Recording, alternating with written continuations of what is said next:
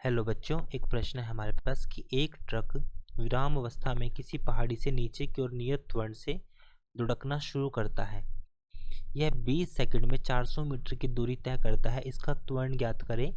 अगर इसका द्रव्यमान 7 टन है तो इस पर लगने वाले बल की गणना करें। तो सबसे पहले हम बात करते हैं प्रश्न की मुख्य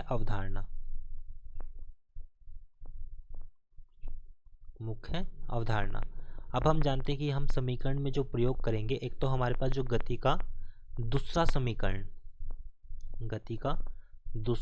समीकरण हम यहाँ पर प्रयोग करेंगे, जो होता है S बराबर है ut जमा 1/2 AT का वर्ग। ये होता है गति का दूसरा समीकरण। और हम जो न्यूटन के बल के नियम के अनुसार बल निकालने का सूत्र होता है M गुणा A, ये हो जाएगा।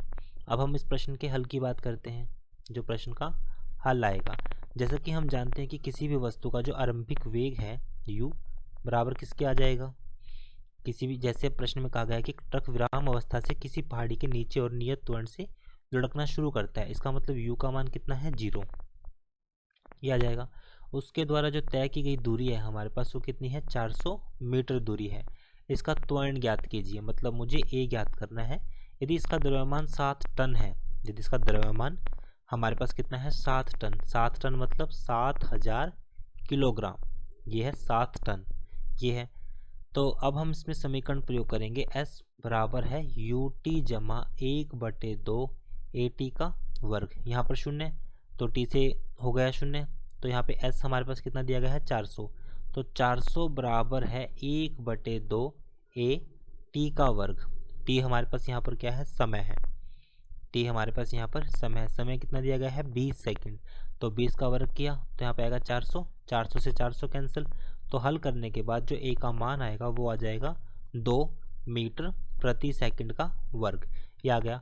अब हमें यहाँ पे ज्ञात करना है बल कितना आएगा, m गुणा a।